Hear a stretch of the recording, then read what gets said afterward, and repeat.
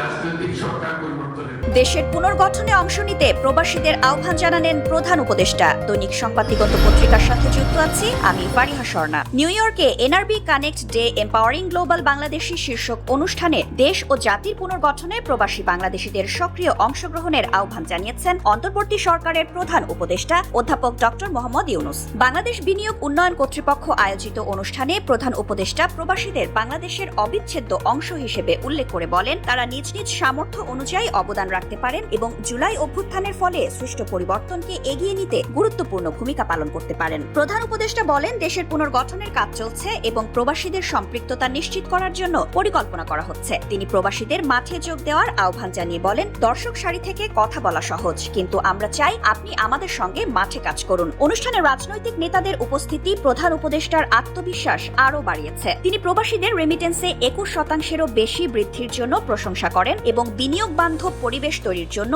সরকারের পদক্ষেপ তুলে ধরেন। অনুষ্ঠানে প্রধান উপদেষ্টার বিশেষ দূত লুৎফি সিদ্দিকী, জাতীয় নিরাপত্তা উপদেষ্টা খলিলুর রহমান ও আইন উপদেষ্টা আসিফ নজরুল উপস্থিত ছিলেন। এছাড়াও প্রবাসীদের জন্য নতুন মোবাইল অ্যাপ্লিকেশন শুভেচ্ছা উদ্বোধন করেন তিনি, যা বিনিয়োগ ও সেবা সংক্রান্ত দিক নির্দেশনা প্রদান করবে। এই অনুষ্ঠান প্রমাণ করে প্রবাসীরা দেশের উন্নয়ন ও পুনর্গঠনে গুরুত্বপূর্ণ ভূমিকা রাখতে সক্ষম এবং তাদের সক্রিয় অংশগ্রহণ দেশকে নতুন দিশা দিতে পারে।